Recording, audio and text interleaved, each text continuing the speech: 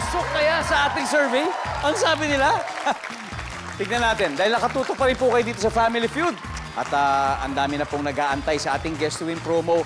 May isa pa po tayong natitirang tanong. Kaya wag muna kayong umalis dyan. Ako, abangan nyo po dahil itong pagkakataon nyo manalo kahit hindi kayo nandito sa studio. At now, back to the game.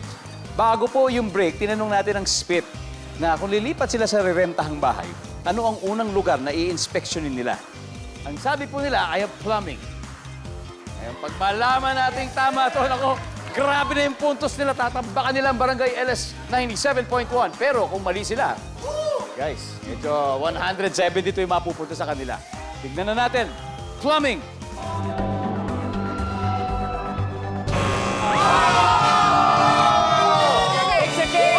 It's okay. It's okay. Okay. Ayan, medyo at least lumapit naman yung score, di ba, kanina? O 0. Pero eto, nakaka-intriga. Ano kaya itong number 4? Everybody, number 4, please. Alam mo, malapit na siya sa flooring. Malapit kasi matibay na yung sa kisame. pader natin. Oo, Sementado. di ba? Gypsum board din yan, malamang. Parang pader, ganun din. Anyway, Soundproofing. after 3 rounds, narito po mga score. Barangay 97, 172. Spit, 108. Babawi! Eto na. Sino kaya papasok sa ating Fast Money round? Papa Ding and Papu. Let's play the final round.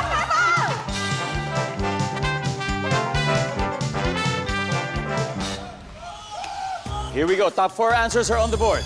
Paano masasabing laos na ang isang artista? Papu! Wala nang project. Wala ng project! Papu, pass or play? Siyempre, play! Let's play the final round, Papa Ding. Tingnan natin. Ito na, Ariel. Paano masasabing laos na ang isang artista? Wala nang endorsement. Walang endorsement. Wala nang commercial. Walang commercial. Nandiyan ba yan, services? Wala.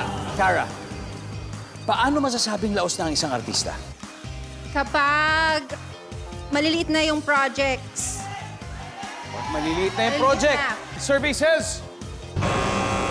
Wala rin. Parang kasama na rin yun dun eh. Parang kay LS. Okay, pwede na kayo mag-huddle. Thea, paano kayo masasabing laos ng isang artista? Tingin ko kapag lumilipat ng bansa. Lumilipat ng bansa. O naghahanap ng ibang magagawa. Lumilipat ng bansa. Nandiyan ba yan? Wala rin. Okay. Okay. So, ang score natin, 172. Kasi, tie. So, either way, kailangan nyo talaga makuha. Kasi kung hindi, obvious na kung kanina mapupunta. Papa Ding, paano masasabing laos na ang isang artista? Kapag nagbebenta na ng gamit, Ibibenta na ng gamit. Papa Bol, Change career. saan kaya lumilipat? Pwedeng call center. Pwedeng business, sarili. Paano masasabing laos na ang isang artista, Papa Carlo? Nag-change ng career na. Nag-change ng career din. Whew! Eto na po. Papa Marky, for the win. Oo. Paano masasabing laos na ang isang artista? Oh, nag-change career na, hindi na siya artista. Nag-change career! Ang sabi po nila ay mag-change career. Tama po ba yan? Malalaman na natin. Services! Wala! Nabanggit na kanina halos yung change of career. Di ba? Sino nagsabi? Nabanggit niyo eh. Si Thea. May pumunta ng ibang Oo, bansa. pumunta na ibang bansa mag-change career. Pero anyway, ang dami pa nito. Tignan natin kung ano yung mga hindi nahulaan. Everybody, number 4, please. Ay, oo nga naman. Yung nagbibenta, pwede sana yun. Pwede yun. Number 3. Matanda na. Matanda na. Siyempre, magre-retire na. Diba? Number 2. Hindi na pinag-uusap. Anyway, ang ating final score, Spit, 321 points. Barangay LS, 97.1, 172. That was very, very close, Papa Marky. Thank you. Malapit na malapit. Maraming salamat, Papa Carlo.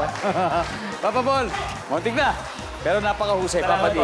Palakpakan po natin ang mga poging DJs natin. yes, 97.1. Thank you very much. And of course, Thank you. congratulations, Ariel, and to the entire Spit team. Thanks. May 100,000 pesos na tayo. Doblehin pa natin sa Fast Money. Yes. Yes? Yes. Sino maglalaro sa atin, Ariel? Ang maglalaro po sa atin ay ako at si Papu. Alright, it's gonna be Ariel and Papu. Wala na maglilipat ng channel dahil syempre Fast Money Round is next. So pagbabalik na, Family Feud.